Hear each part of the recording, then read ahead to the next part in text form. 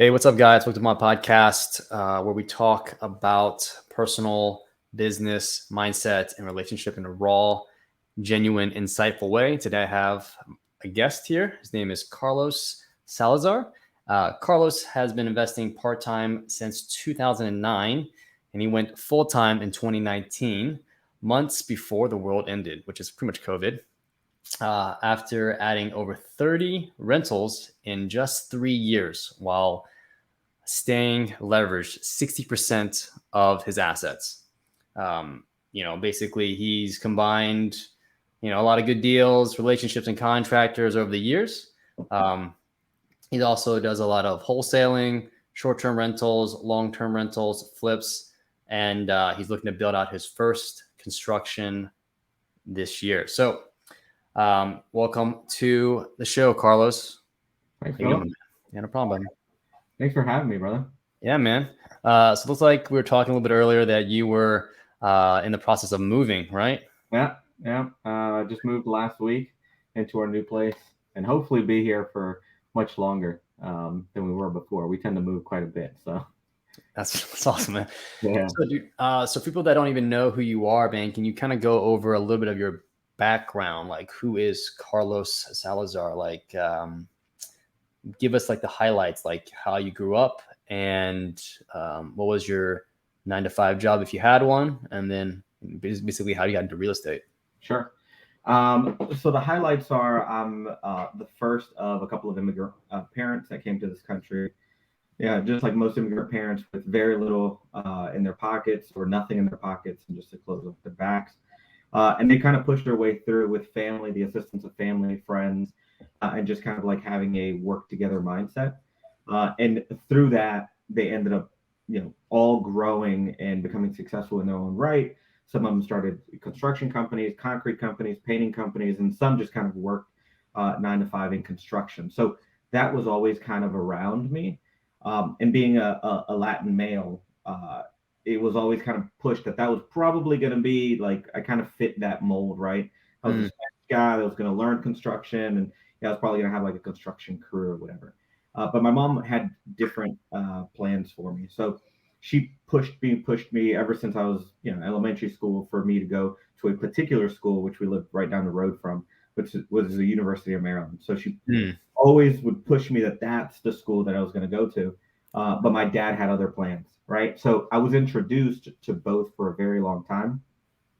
And once I got to a point where I was, in late teens, early college, my mom pushed me to go to university, which I did, Mhm. pursue a career. So the stability or the right thing to do was to have a good, solid 9 to 5 that I was going to be able to depend on, put money away for 401k, just have like the traditional story happen for me and potentially my family at some time down the road. But I saw something different with my dad's side of the family and his friends and my uncles and all, and how they were relying on, although they didn't have formal education like I had at that point, they were relying as a backup on investments, on businesses, on other ways to make money that wasn't going to drain them, mess up their knees, mess up their back, etc. And they didn't have to depend on a third person, maybe a client, but the client's contract would end and then they'd move on, right? So I saw the dichotomy as I was growing up, and I did commit to a career. I ended up being a public accountant for years. Mhm. It was cool, I guess, until I had kids.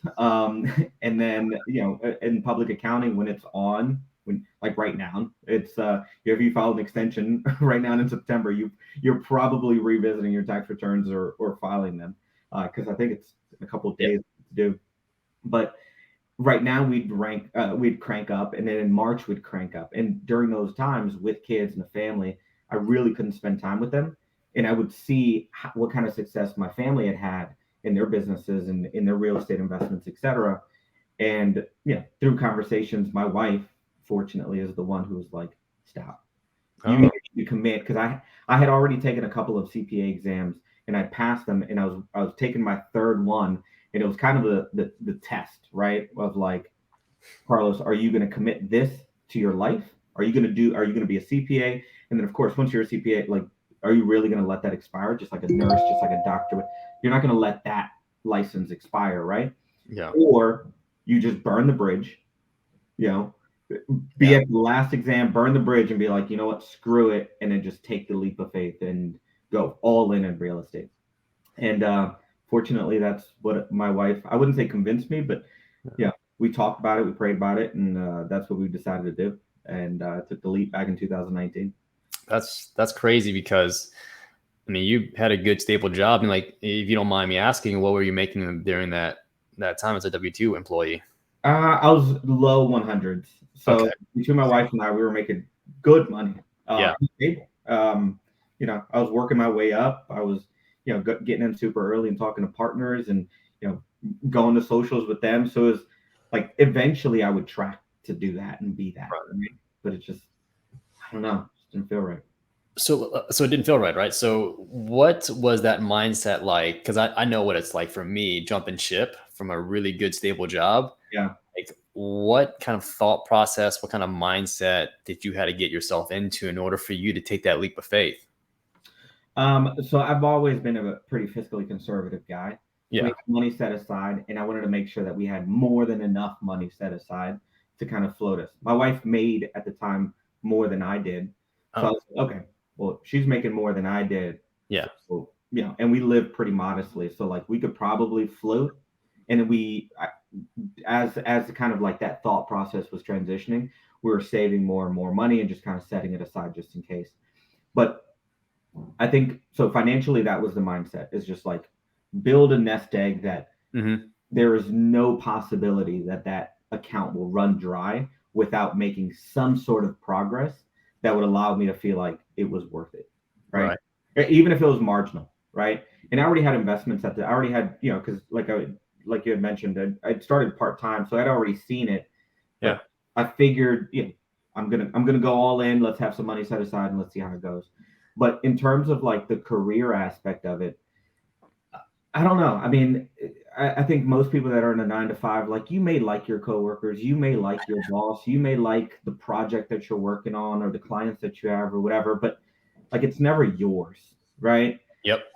You may have a great idea, but it might get shot down, and eventually your voice event could get heard, and like you could lead a project, you could whatever, but I don't know. There was like an office culture that I couldn't quite feel like I fit in. And I don't want to sound cliche and be like, I always knew that I was going to work for myself and I was an entrepreneur from day one. No, it just never felt right, and I never felt like I was fitting into the group. I That was see. why I had an opinion, but it'd like get shot down for whatever reason, budget purposes or whatever. And Yeah. now you feel like, with being an entrepreneur, I feel like you can express it a lot more. You think about it because it's your money, it's real, but you can express yourself a little bit more. So that was the process. It was like Okay. never really felt right in the corporate sense because I Okay. felt like I could be heard. And in Yeah. the financial family sense, we were always conservative. We got Mhm. more conservative financially so that it was undeniable that with the money, we weren't going to run dry and Yeah. not be able to have some level of success. Even if it was one flip in a year, Right. at least we got our money back and made Yeah. Whatever. whatever, right? Yeah. Even if it was just a lesson. Yeah.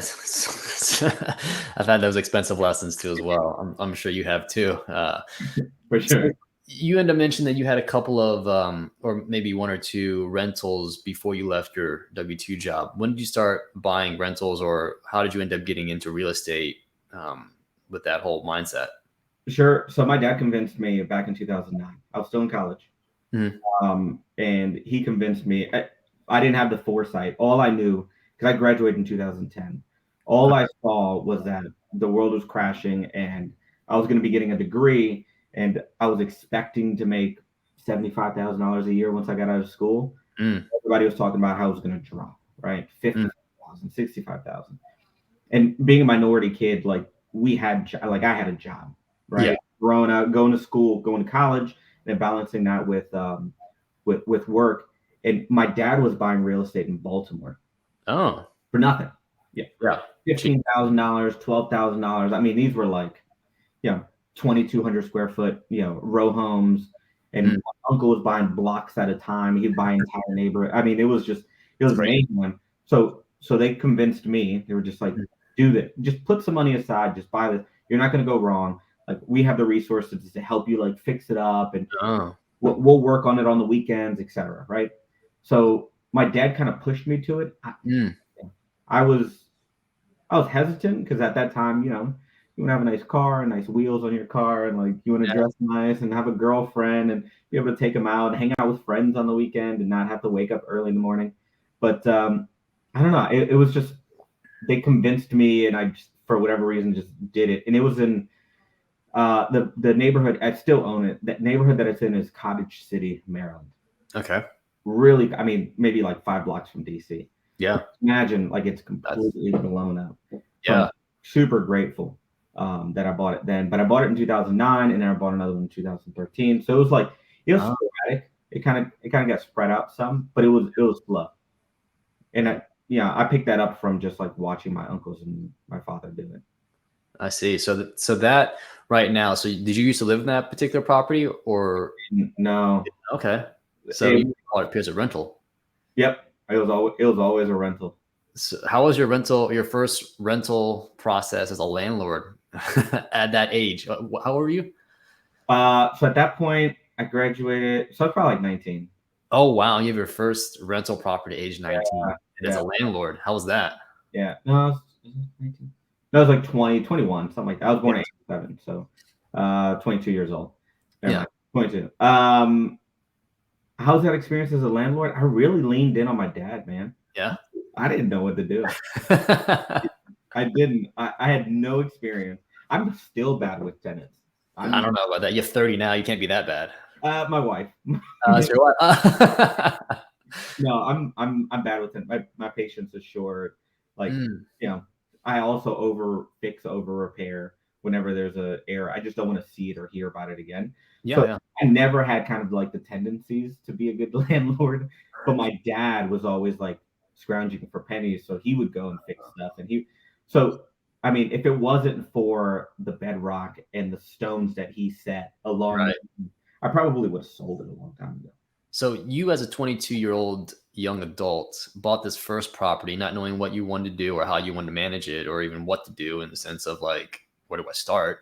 You just leaned on your dad. Basically, he was your mentor and saying, "Hey, you should be doing X, Y, and Z in order for you to make this particular thing profitable and have longevity, basically, in this particular property." That's kind of like what he did, right? Yeah. Hmm. So that's cool because it's a good takeaway because you can listen to your dad as a mentor, but like I guess at that age when you're like kind of like la di da, you're like, what do I do with my life? You're like, just buy real estate. All right, buy real estate.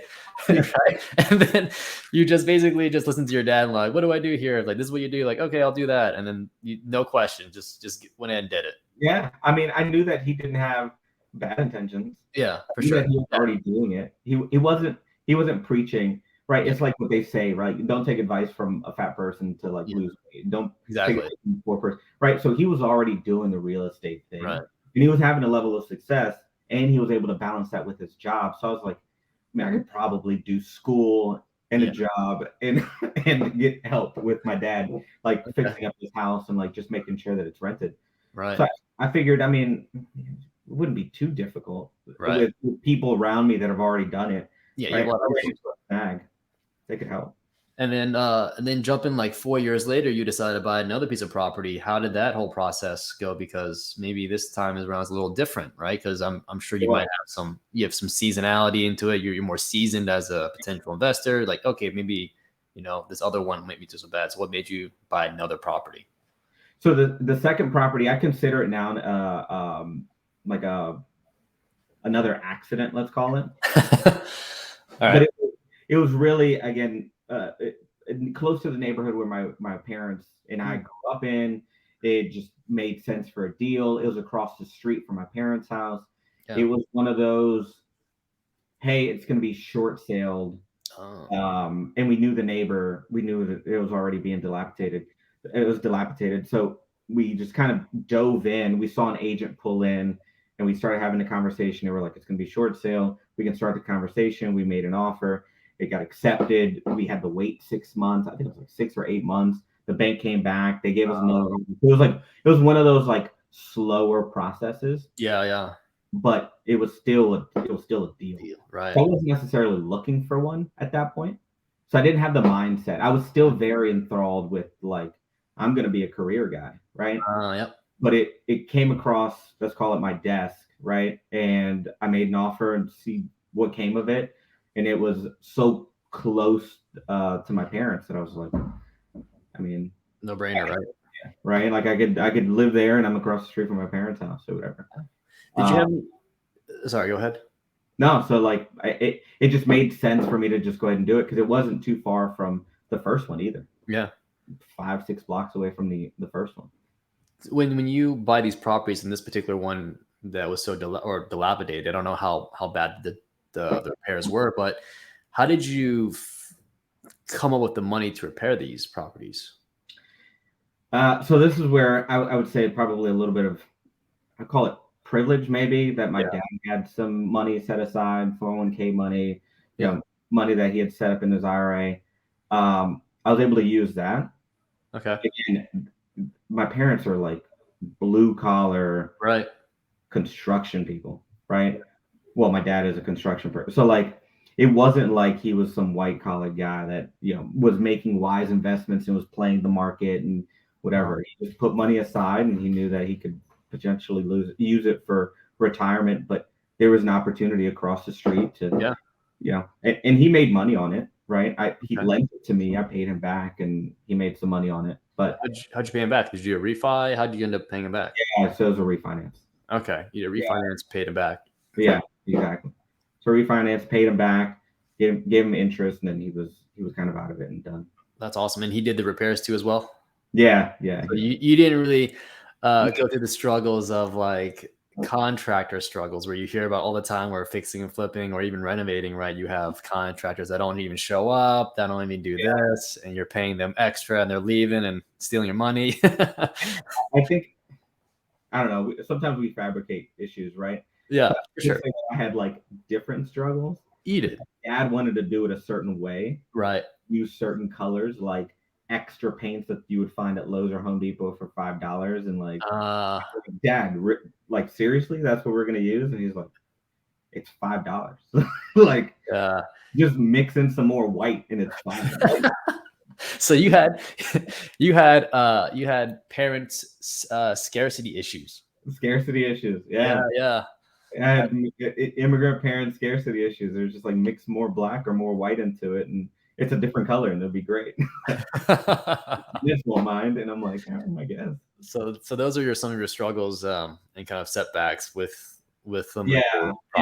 It took him a lot longer, and the quality wasn't the greatest, et cetera, et cetera. So like, it wasn't to my standard because at that point I'm American, right? And like I like to live in nice places, and I like to drive a nice car.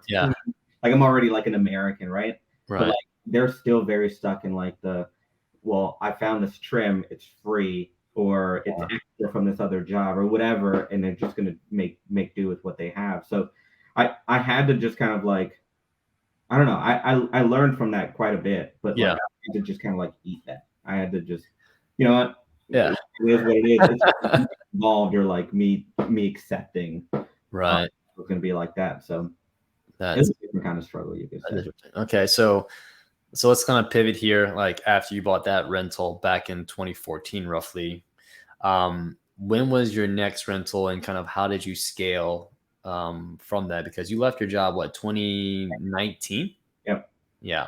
So when was the next, I guess, phase of your life at that particular point in time? So my wife and I got married in 2010. So I'd already had my first rental. Yep. The second one was something that we had a conversation about. Sure. And then I think it was maybe like 2 or 3 years after that. I had encouraged her, like we brought it up, it came up in conversation, but I had encouraged her to buy a rental of her own so that she could pay her student loans off with that. Yeah, smart. It was an idea. I was like, we both work, and we have some money set aside. Just buy a rental. It'll appreciate. It'll cash flow. It'll pay your student loans, and then you can cash out later, right? We can just finish paying off the rental, or not finish paying off, but like sell the rental and it'll fully pay off your student loans, right? Yeah. It's just a strategy. And as it become more and more real, she ended up wanting to partner up with her sorority sister. Oh, cool. Both of them like splitting the money, and then both of them figure it all out together, and I would be completely out of it. Oh, Unfortunately, her sorority sister ended up backing out and was like, if it's not 100% me, I don't want to get into it because oh, it wow. can get weird or whatever. So respectfully, Rocio was like, that's fine. Yeah. And we still closed on it. So Rocio still bought it. Right. And we've been using that to like pay our student loans. Although we probably should just pay that off. It just feels like it's a set it and forget it, right? Yeah. So we did that, and then we ended up buying another one that was like, I think it was like through HUD Homes. So we got pretty like we were creative about the way that we were trying to take things down at the very beginning. Yeah. And it was a slow and steady process, right? So again, it wasn't necessarily a strategy of like, we're going to get a bunch of rentals. It was more a strategy of like, we're going to get one a year and have pushing it. One a year, and we'll be done in 10 years. We'll continue to work, and then maybe we just like retire a little earlier, right? But in 2000, I guess I'm just kind of like transitioning. I went to like aggressive full-time mode. Right. So in 2019, my kids were just old enough, and I was dropping them off at daycare. We didn't have family that was taking care of them anymore. So like we were having to drop off our kids and leave them at a daycare for 9 hours, 10 hours. And if it was on season, it felt like a really long time. Right. Started to flip a switch, right? Everybody has something that sets a fire up under them. And that was it for me and my wife, right? It was frustrating that we couldn't really be there as parents. And we live in Richmond now. I think you're still in Richmond too, right? Yeah, I'm in Richmond, yeah. Yeah, so like the lifestyle here in Richmond is very different than it is in Northern Virginia. Oh, of course, 100%. Very different, right? So it'd take me an hour to an hour and a half to get to work. It would take my wife the same thing to get to work, same thing back. So like all that was adding up. Yeah. It just didn't feel right. Plus on season, I would have longer hours. It'd be 14 to 16 hours, plus extra drive time. Like it was just too much. And I think that's what ended up lighting the fire, and to have the conversation with Rocio about like, what's the strategy, right? Like, are we just going to commit to this and just accept it as truth? Like, this is what our life is going to be, or are we going to do side hustles, or what are we going to do? Let me stop you there. Did you guys, as a couple, did you guys feel like there was tension in that, and like the struggle between you guys? Yeah, like of like the committing of long hours of driving back and forth in Northern Virginia to jobs and all that stuff, and having like a short fuse in the family, basically, right? Was that? I would say that we didn't quite feel satisfied. Yeah. Okay. Being parents, with being each other's partner, with being like, it felt very much like we were living for something else or for someone else, right? Our neighbor across the street just got a new car. Like it was very much a Joneses thing. This person did that. This person went on that vacation. So it was a money thing. Yep. Trying to make more money to impress other people. Status, right? Yeah, the status thing. And then on top of that, we just weren't living a family unit life. So there was a tear there. It felt like we were still very much individuals. Kids is what we had, but it wasn't a family. Right. We had kids, and we also had dogs, and we also lived here, and we, there were these pieces that we kind of put together, but we were starting to lose the fabric of who we were as a family. Wow. Okay. You guys felt that. You guys felt that as a couple, right? Okay. Yeah, and that's really where the conversation came of like, what's next? Like, we need to figure this out. We can't really just accept that this is going to be it. Yeah.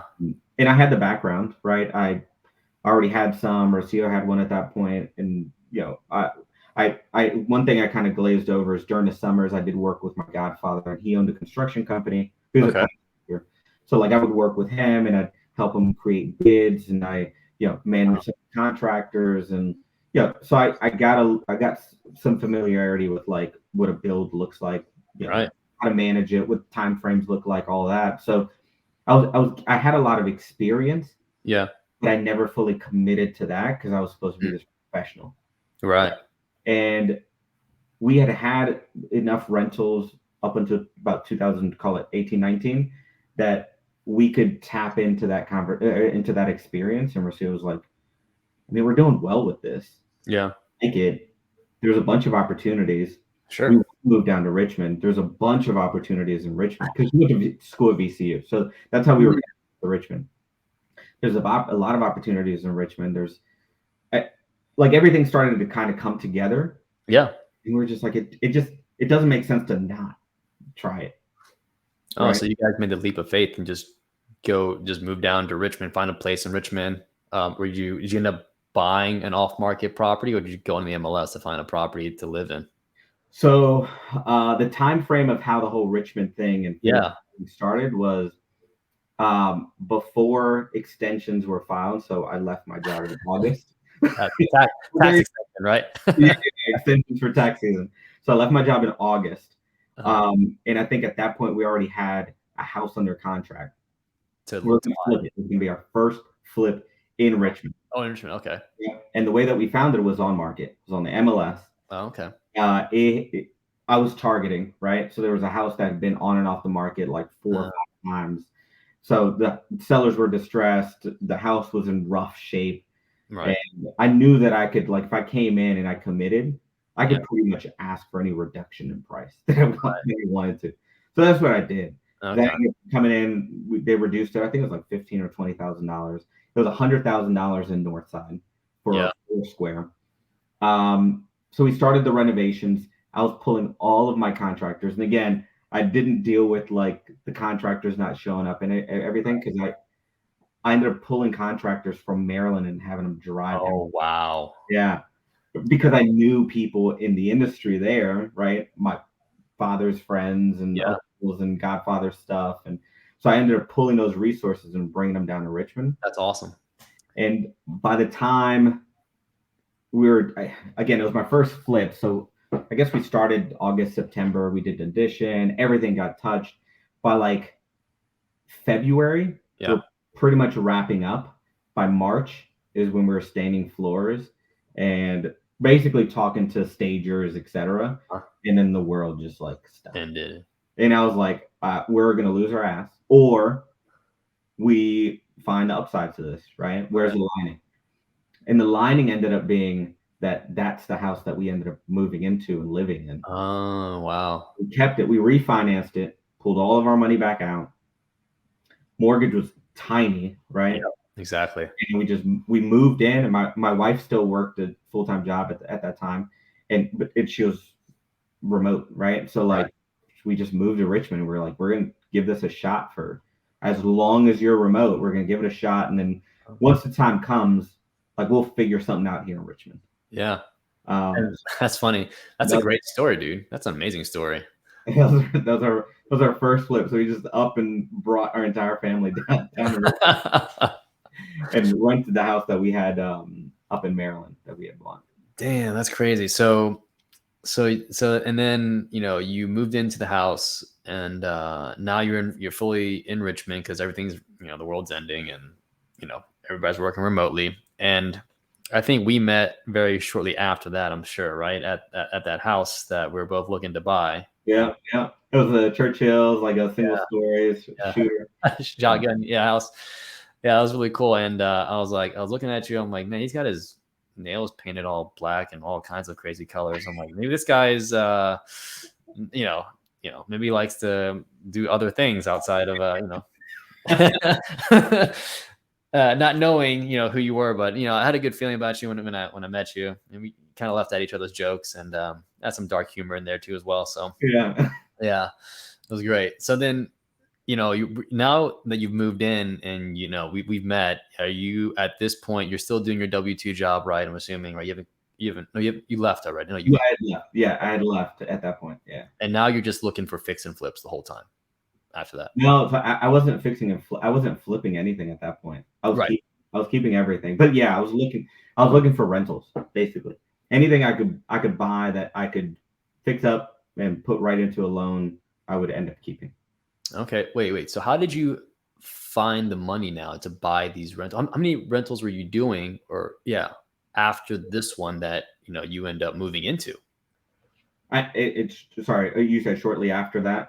Yeah. So like, how did you get the money to buy these properties that you're converting them into rentals? So the one that we ended up moving into, we ended up doing the rookie way, which is go to a bank. We found it on the MLS. We did a conventional loan, but it was a conventional loan. It was good enough that like SunTrust or something. Again, I wasn't I researched on Bigger Pockets, but like, Oh wow, okay. I was like, I don't know. I'm just gonna go ahead and get a regular mortgage, and then basically tear this thing down. So I started that way, and then maybe a month or two later. So I hadn't even finished that project. A month or two later, I ended up finding another project in Southside that I was going to buy and renovate. Again, Yeah. MLS. Right. Oh wow. Nothing fancy. MLS.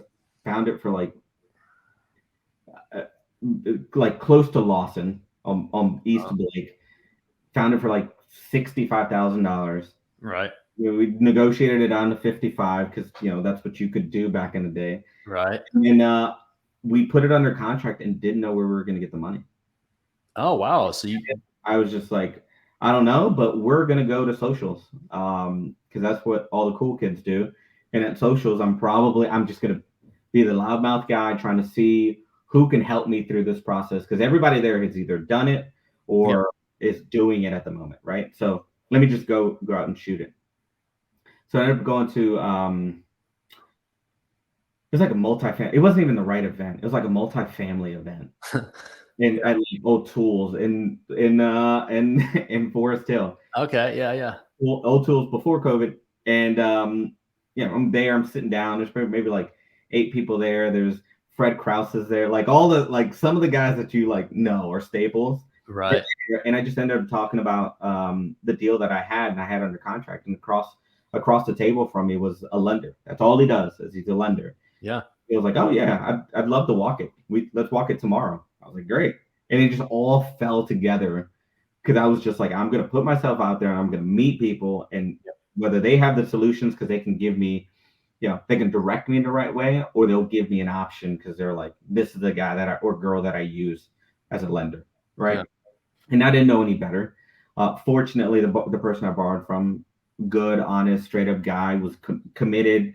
Had the money there when he was supposed to. The terms weren't bad, so we just ended up closing on it, and put 15,000 into it or something. Okay. And So then renting it.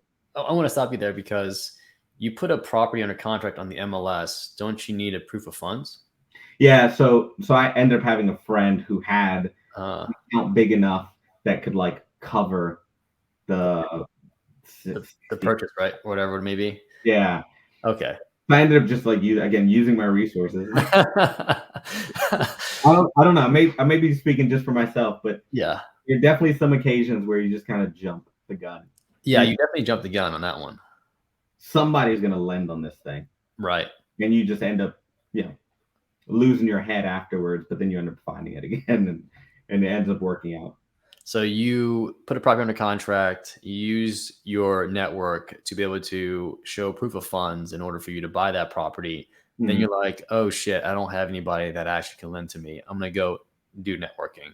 But you didn't overanalyze. You just went to a real estate networking event, not knowing, obviously, it was the wrong event for the case that you had, but you just went up doing it and you just found a lender, accidentally, because, honestly, lenders are going to be at these things because they got nothing else better to do. They're pretty much bored. They're sitting around looking for deals to lend on, basically. Exactly. So if you ever find yourself in this position, just go out and network. Just go to networking events. Yeah. I just went to meetup.com and I was like, Richmond, what's the next networking event? Cool. I'm going to that one. And it was like the same day or next day or something. And I just went. I was like, I can ask where the next event or where I can find lenders there, right? Yeah. If it's a real estate event, somebody's going to know something about exactly what I need, right? So that's what I ended up doing. And that's so great about this business is because you'll find people that actually want to help you. Yes. Because real estate is too big to take down by one person. There's going to be multiple parties. You have to have multiple parties. And so cool. So that was your first deal right after or during your process of renovating a house, but basically right after you pretty much moved down here. Yeah. So I was working on my first flip because I was like, I got to make money somehow. Yep. Let's figure it out. But let's do rentals in between. I had heard about the BRRRR and I was buying them at a pretty decent price, and I could turn around and refinance them and into DSCR loans, and I'd be okay, right? Right. So I was like, let me take a few of those down. So between me buying my first flip and it finishing up, think I ended up buying like 3 or 4 rentals within like the 6 month period. Oh, wow. That's awesome. Yeah, it wasn't long because the projects I was taking on were $15,000 renos, and I was buying Oh, they're rough. Let's yeah. put $15,000 into them, and I was going right back and refinancing them, and then continuing that process all over again. And And at that time, there wasn't like a seasoning period for some of the lenders. yeah. I could go in and refinance within 90 days, right? Like 65, whatever. It could be pretty quick. Now it's a bit longer, but you have to wait a bit more. That's amazing. And then, so you don't have a job at this point. How are you making money? How are you feeding your family? Is it that nest egg that you're talking about earlier? Were you using that as a source of income? Yeah, so we had that nest egg that was getting dwindled because we were using that money. We were using credit cards, and we were using that money for the Yeah. split we were doing. So, but my wife still had a good job. She Okay. made good 6 figures, and it was Northern Virginia money, right? Because Yeah. that's where she worked. And then now we had Richmond standards, right? Richmond lifestyle, like. And I think that before we fully committed to like me leaving my job and investing in Richmond, I mean, I'm sure it's changed now because Yeah. the money printer going. But if I remember correctly, it was for every dollar for you to keep the same lifestyle. Every dollar you made in Northern Virginia, you only had to make 77 cents in Richmond, Or less. Yeah, basically. and you could keep the same lifestyle. You could still have the outings, et cetera, the houses, whatever. You kept the same lifestyle. So we just kind of did the math on that. And if she Mm. kept her salary, and I lost my salary, right, because I was going to commit to this, Right. and had money saved up, it ended up kind of like balancing itself out. So Yeah. she made good money, and she pretty much supported the entire family. Wow. Yeah, I mean, we were able to afford for the girls because it was COVID. We were able to afford for them to go to private schools during the time. We were able to like finish up the project and outfit the house, etc. All That's while amazing. I was trying to get this thing off the ground. So how long did it take you to get it off the ground until your income became stable to where you were making before you left your job? Oh, I would say I don't know, man. I would put it this way. It took about 2.5 years of me doing this Yeah. alone, before she left her job, and now she's working with me full time. So Sure. I, I I wish I could give you like an exact answer of like, oh, it took 14 months, but I would say that somewhere around a year plus, Yeah. right under 2 years, Uh-huh. I had I had made my money, sure, Yeah. but I was starting to creep into like displacing her income. Oh, wow. Okay. Yeah. Now, I won't say that we've completely displaced like all of her income and what I was making before, Right. but there's so much more flexibility. There's so many more opportunities to make money. We have Airbnb stuff. So like it gets a little weird when you have all this money come in and then you Yeah. have appreciation. So it's not like a regular 9 to 5. You can Yeah. look at the top line, but like That's cool. the top line exceeds it, but the bottom line doesn't quite look like. And how many rentals did you end up having? I don't know if you have a pivotal moment that you're like, hey, I'm actually making, this amount of money with this amount of rentals. I can actually leave my job. Like, was it like 10 rentals where you're like, I'm good, basically. Like that covers my income for the year. Yeah, you mean like Yeah, before? yeah, comparing between yeah, exactly. Yeah, yeah. At 10 rentals, because that's how we had done the math. So 10 rentals over 10 years, I would then start to consider retirement Okay. and step out. Yeah. It was with the mentality of it wasn't the leverage mentality Right. that I think is a wise mentality to have as long as you're leveraging the right way.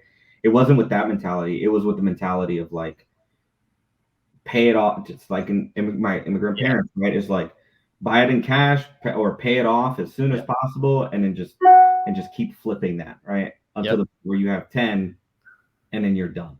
And you Yeah. have up in Northern Virginia, I think it's the average rent's probably like $2,000 or something for like a It's a little more than that, but yeah. it's pricey. Yeah, I mean the Super. rentals that we have up there are approaching $3,000, and some of them are like 900 some square feet. Yeah. So yeah, I mean that was the idea, was that we get 10, and we weren't going to buy them there. We're going to buy them here. So like I was doing the math on like Richmond money, 10. I could probably start to consider retirement then. I see. Yeah. And just so, I mean, I'm sure some people that are going to listen to this have the same kind of situation that you kind of went through. You're a dad, right? With a wife, with two kids, right? Yeah. What kind of mindset did you have to kind of go through in order for you to do the things that you needed to do to get to the point where you're at today? Like, what some of the, I don't know if you can remember what kind of some of the mindset shift that you went through during Yeah. the phase of building out your portfolio. Yeah, there was a lot of sacrifices for sure Yeah. that I had to put in front of me, and without a very supportive wife, I don't think that I could have been allowed. I say allowed because she's Yeah. basically sometimes been like, "You're good. I'll take care of the kids. You go and network. You go and socialize. You go and look at that house. You go and just do your thing. If we need to pull money together, don't worry about it. Like we'll get it figured out." So there's a lot of like relieving of stress that I don't have to worry about Mm. if I have my wife, right? Yeah. Um, and so the mindset, I guess I would say that I don't do it for myself. I do Mm. it for my kids and I do it for the legacy part, Yeah. right? So knowing what my parents have gone through to just get to this country so that I have the opportunity and then for me to squander it, Yeah. it's something that like really weighs on me. Mm. It could be a smaller, it could be a big backpack that's super heavy that I know that I have to relieve, not just for me as for my last name, but then also for my immediate family. Yeah. Know that I have to. I mean, I think I'm going to be quoting Dave Ramsey. You have to live like no one else, so you live like no one else, right? So like Yeah. you get. I mean, this shirt's probably like $7. You know what I mean? Like Yeah. you don't you, and that's how our lifestyle is. If you see my kids, they don't look like they have anything, and Yeah. it's because we're not focused on that Yeah. and shifting that mindset of like, who cares? Who Right. cares about everything else around you? Like keeping that nucleus, and I think that that's. I don't know. I feel like I'm giving you multiple answers because I'm still trying to like figure it out. But I think that we've come back to the core of like family is unity. Who cares about everything else? So Mm. I would say then we probably like flip the cup upside down of Yeah. like caring about what other people think and caring about what we drive and caring about the neighborhood that we live in. And now it's been completely flipped. And it doesn't matter about anything on the outside, but family, friends, and making sure that we're all living in abundance. And we're, whether it's like we could turn it up now, but like, why would we? If, Right. you know, we could just not worry about anything Yeah. in 2, 3, 4, 5 years, and I don't have to worry about making money at all. Right. Right. Okay. And then my wife, we have 2 girls. So my wife, is very big into like the mindset of our kids, Mm. like I am, and just having them see the opportunity of like what hard work can provide for you. Yeah. Right. Um, I think it's also been pretty big. Yeah. They'll see me write checks for guys, and they'll see, what a project looks like before and after. They'll see what sales looks like, and now they're starting to like get a little bit of that practice themselves. Yeah. So that's where I try to focus on is like the lessons that kind of build up to who you want to be, not who you're supposed to be, Oh, okay. and just kind of building that up within the girls. That's awesome. Yeah, just I, through conversation and examples. I love it. So you pretty much take them pretty much everywhere you go when you can, basically, right? And just Yeah, show them what a day is like in, a life of a real estate investor and all the things you pretty much do. yeah, Yeah. yeah. And any chance I get, I mean, a buddy of mine just bought a barbecue shop, That's uh, dope. barbecue right down the street on in Churchill in Lakeside. Uh-huh. Met them. They're gonna be donating like a piece of art so that they can put it That's cool. up for the barbecue shop. So like, I don't know, just being part of those conversations. Yeah. My understanding is that my kids in general are a sum of not just the parents, but the people and parents that they're around, Right. whether it's parents of kids from school or other friends that you end up having come over and what they do. And as long as they see that there's no limit Yeah. to their potential, then they're going to grow up not understanding what limits are. I mean, not to go on a little bit of a tangent, but I'll add a small story that like made a difference on how I look at like raising my kids. So I grew up in Mount Rainier, which is a small town in Maryland, right? And I have two younger brothers. And when I was growing up, neighborhood that I was in wasn't the greatest. It's changed now, but it wasn't the greatest then. My mom wanted to put me into a private boys' school, right? Catholic boys' school. You should go there. It'll be great. Opportunities, the people you'll meet. My dad was like, no, like my son's not going to be gay. Yeah.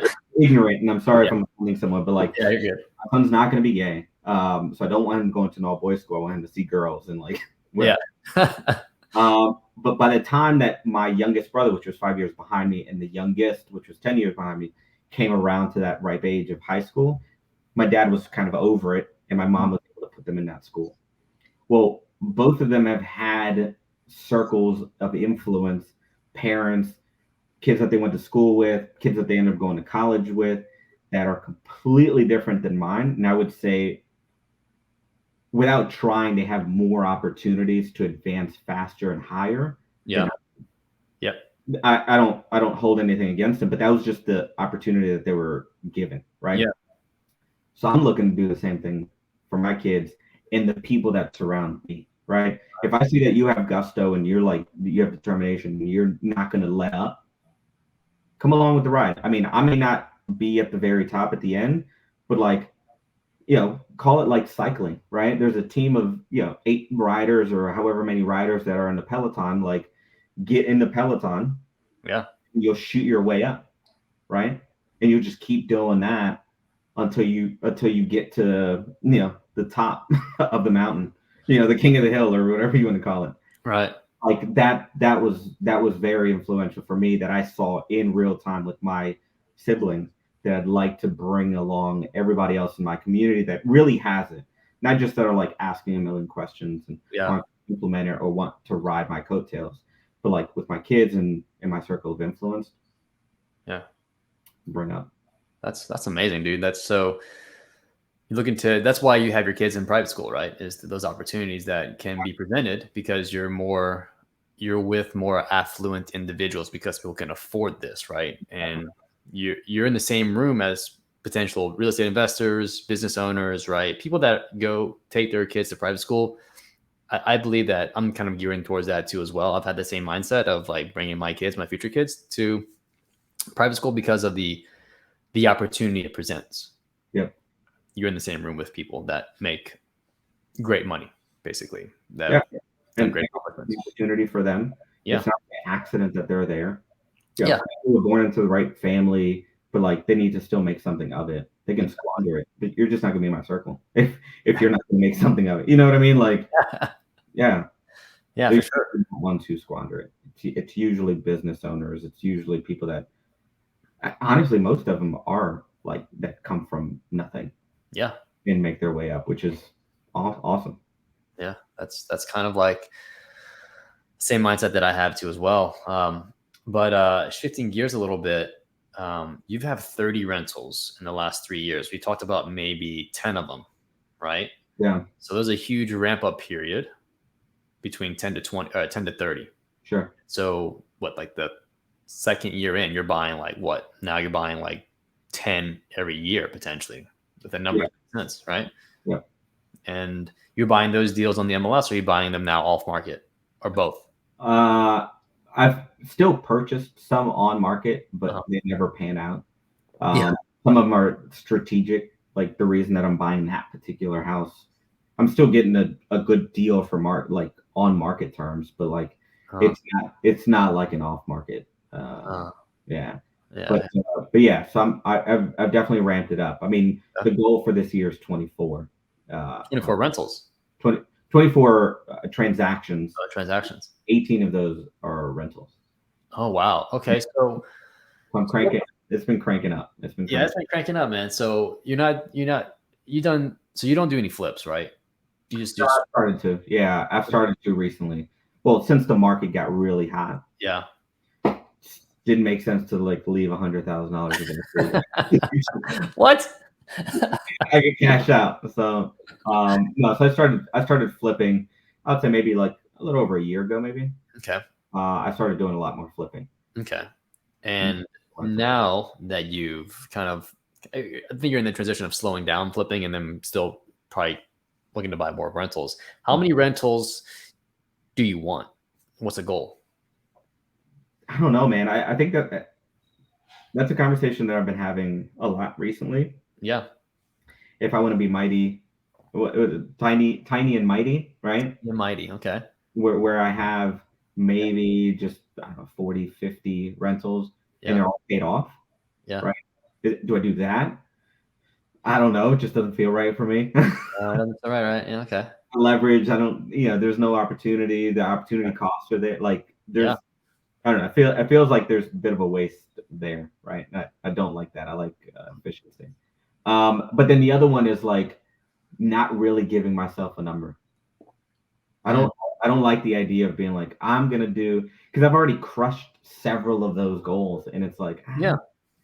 I don't know. I don't see the value in like being like I'm gonna give myself, because I know myself a little bit, and I'm afraid that if I get content and I'm like I want 100 paid off rentals, and it's like, all right, Carlos, you accomplished it. The dopamine hit's not gonna be there. I Right. know, right? So I don't really care to like give myself Mm. enough. I Okay. think it's more of like I want to get to a point where I can pay staff to take care of it all for me, Hmm. maintenance, property management, acquisition, like the whole thing, Hmm. take care of it for me, and I get involved, be a business owner, right? Just get Yeah. involved, just see the reports, maybe set a new vision out, etc. But like kind of step out a little bit more. Okay. I need a nest egg where like enough are paid off, right? We're good, Yeah. and then play money after that, right? Where Yeah. we figure it out and lose some money, hire some people, fire some people, and until we like get it right. Okay. Yeah. So you're doing that. You're looking to just keep on building your portfolio and doing a little bit of fix and flips whenever it makes sense. And you're looking to do a new construction this year, right? Yep. What does that look like? Is it a single family home? Is it multifamily? Is it a what kind of new construction are you looking to build? It's a single family. Okay. So I want to start off with single family, see how that ends up panning out. Yeah. Um, it's a lot that I end up finding, through my off marketing efforts, Yeah. and I got in touch with the seller. They just want to unload. They're splitting up. Him and his partner are splitting up, and they just want to cash out, I guess you'd call it. Yeah. So yeah, I've been going through that process and seeing what that looks like. From my understanding, I'm not. Have you built new construction? No, I haven't. That's one thing that I have yet to do. If I was going to build a new construction, I wouldn't actually build it from stick build. I would actually. So here's my plan. Here's the thought that I want. I've always been fascinated by containers and how it could be a great building material and a very quick building material to fabricate a structure. So I went to Las Vegas a few weeks back, and I came across this thing called a container park, and it's a pretty large area, probably like a block or whatever, a city block, and it has literally three levels of containers, and each of these containers are its own separate business. And so in this, it's like kind of like a plaza, like a square, Yeah. and it has hardscaping in the middle, and there's like an area of like entertainment in the center, right? Mhm.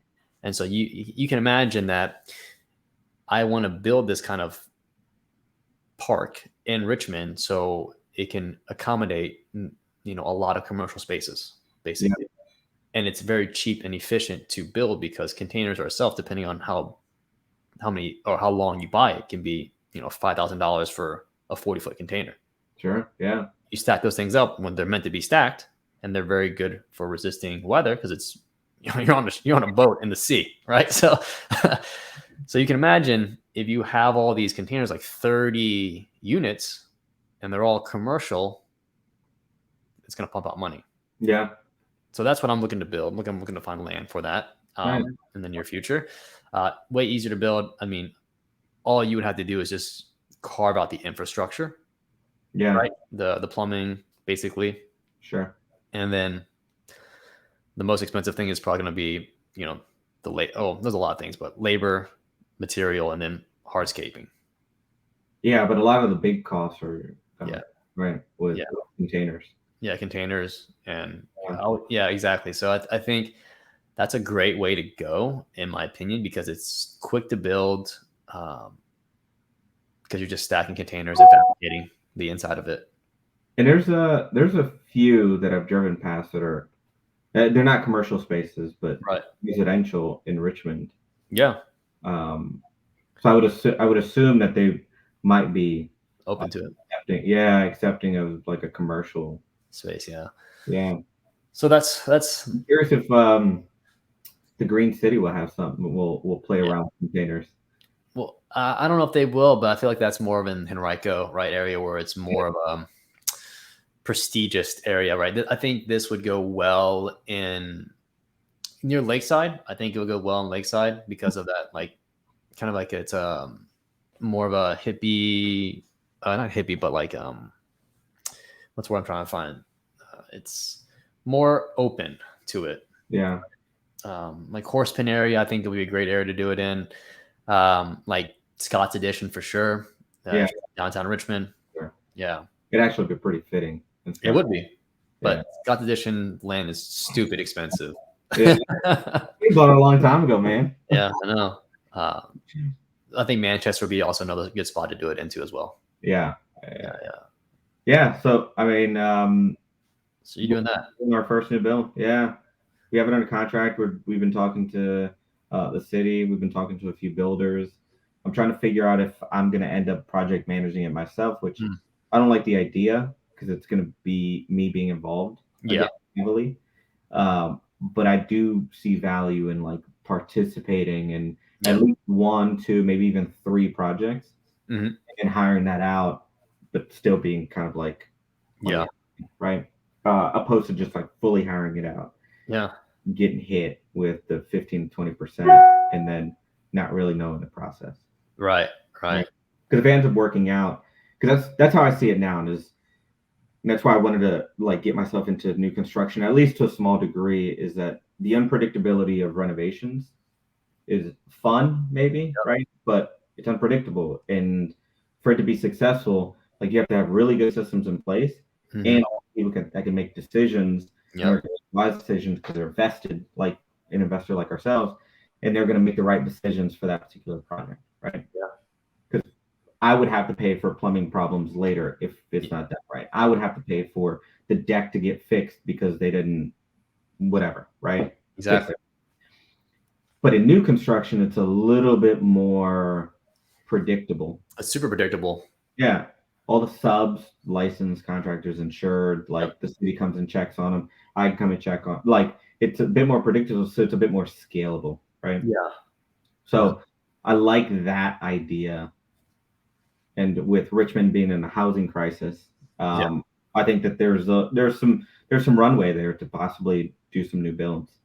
I don't know if I'll always do them in the city of Richmond, maybe outside of that, but I just sounds braggadocious, but we continuously have opportunity, like land opportunities my way.